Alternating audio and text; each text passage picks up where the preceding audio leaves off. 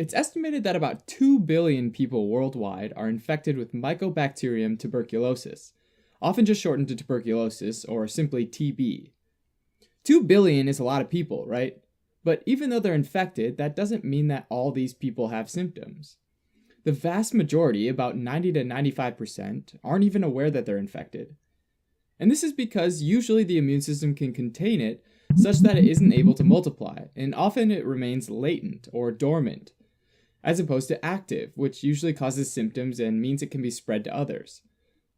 If the host immune system becomes debilitated at some point down the road, like with AIDS or some other illness, or as a person grows older, it can be allowed to reactivate, or basically wake up and become very serious, especially if it spreads throughout the body. Mycobacteria are an interesting bunch.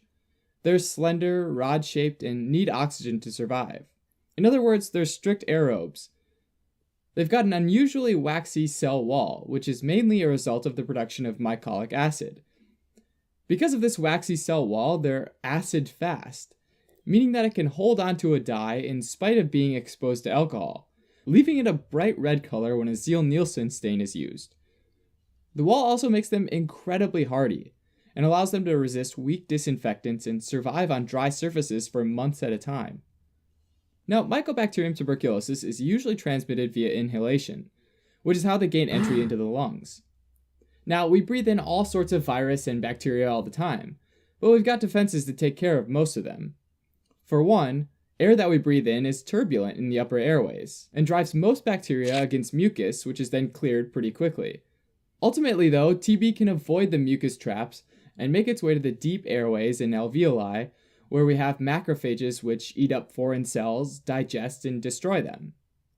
With TB, they recognize foreign proteins on their cell surface and phagocytize them, or essentially package them into a space called a phagosome. With most cases, the macrophage then fuses the phagosome with a lysosome, which has hydrolytic enzymes that can pretty much break down any biochemical molecule.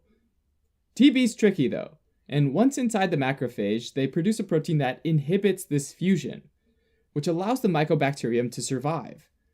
It doesn't just survive though, it proliferates and creates a localized infection. At this point, the person has developed primary tuberculosis, which means that they have signs of infection soon after being exposed to TB. Even though it sounds bad, most people at this stage are actually asymptomatic or maybe have a mild flu-like illness. About 3 weeks after initial infection, cell-mediated immunity kicks in, and immune cells surround the site of TB infection, creating a granuloma, essentially an attempt to wall off the bacteria and prevent it from spreading. The tissue inside the middle dies as a result, a process referred to as caseous necrosis, which means cheese-like necrosis, since the dead tissue is soft, white, and looks a bit like cheese. This area is known as a gone focus. TB also gets to nearby hilar lymph nodes, either carried over by immune cells through the lymph or by direct extension of the gone focus infection, and causes caseation there as well. And together, this caseating tissue and associated lymph node make up the characteristic gone complex. Gone complexes are usually subpleural and occur in the lower lobes of the lungs. The tissue that's encapsulated by the granuloma undergoes fibrosis and often calcification, producing scar tissue that can be seen on X-ray. This calcified gone complex is called a rank complex. In some cases, although a scar is left over, the mycobacteria is killed off by the immune system, and that's the end of that. In other cases, even though they're walled off, they remain viable and are therefore still alive, but they're just dormant. If and when a person's immune system becomes compromised, like with AIDS or with aging, the gone focus can become reactivated, and the infection can spread to either one or both upper lobes of the lungs. It's thought that this is because oxygenation is greatest in these areas, and TB being an aerobe prefers areas of greater oxygenation, right? Since they were previously exposed, the immune system's memory T cells quickly release cytokines to try and control the new outbreak, which forms more areas of caseous necrosis. This time, though, it tends to cavitate or form cavities, which can allow the bacteria to disseminate or spread through the airways and lymphatic channels to other parts of the lungs, which can cause bronchopneumonia. But it can also spread via the vascular system and infect almost every other tissue in the body, called systemic miliary TB.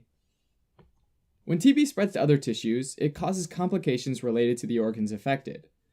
Kidneys are commonly affected, resulting in sterile pyuria, or high levels of white blood cells in the urine. It might also spread to the meninges of the brain, causing meningitis, the lumbar vertebrae, causing pot disease, the adrenal glands, causing Addison's disease, the liver, causing hepatitis, and the cervical lymph nodes, causing lymphadenitis in the neck, also known as scrofula. Testing for TB often starts with a purified protein derivative, or PPD, intradermal skin test, sometimes known as a tuberculin skin test, MON2 test, or simply TB test. With this test, tuberculin is injected between layers of the dermis. Tuberculin is a component of the bacteria, and if a person has previously been exposed to TB, the immune system reacts to the tuberculin and produces a small, localized reaction within 48 to 72 hours. If the reaction creates a large enough area of induration, rather than just redness, it's considered to be a positive test. Positive tuberculin test simply means that the patient's been exposed at some point to TB. It doesn't differentiate between active and latent disease. As an alternative to tuberculin skin tests, there are also interferon gamma release assays, or IGRAs, which look for evidence in the blood of previous exposure to TB proteins. Since this one's a blood test, you don't need to show up again to have the test read like you do with the PPD.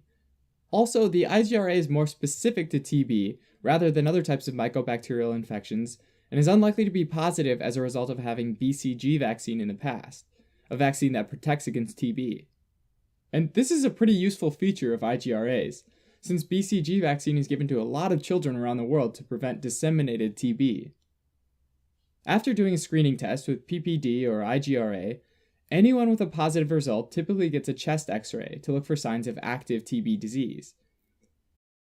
In patients with symptoms like fever, night sweats, weight loss, and coughing up blood or hemoptysis, it's important to collect samples from either the sputum or from a bronchoalveolar lavage, which is where a bronchoscope is inserted through the mouth or the nose into the lungs. Fluid is squirted, and then that fluid is collected.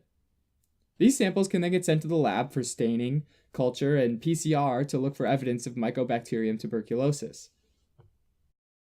Treatment for latent TB infection typically involves using a single drug for a prolonged period of time. The most common approach is isoniazid for 9 months. Treatment of active TB disease is typically a combination of antibiotics, which results in patients being non-infectious to others, usually within a few weeks. Until that point, though, patients can spread TB to others, and it's typically adults with reactivated TB that are the most infectious. As a result, patients are typically kept in negative pressure rooms, and visitors are asked to wear protective N95 masks that can't filter out oil aerosols, N for not resistant to oil, but can filter out at least 95% of other aerosols, in this case, TB. Even after patients are no longer contagious, they're typically kept on multiple medications for many months to be sure that the bacteria are destroyed, usually with direct observation therapy or DOT, where somebody watches and confirms that you're taking the medications. Additionally, there's an enormous worry about new drug-resistant strains of TB that are causing infections in various parts of the world. You may hear about MDR TB or multi-drug resistant TB, or even XDR TB, which is extremely drug-resistant TB, which are incredibly hard to treat because they don't die in the presence of our usual antibiotics.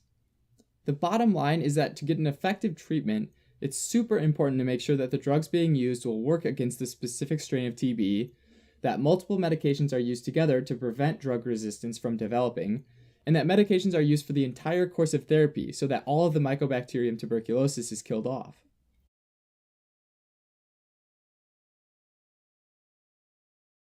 Thanks for watching. You can help support us by donating on Patreon, or subscribing to our channel, or telling your friends about us on social media.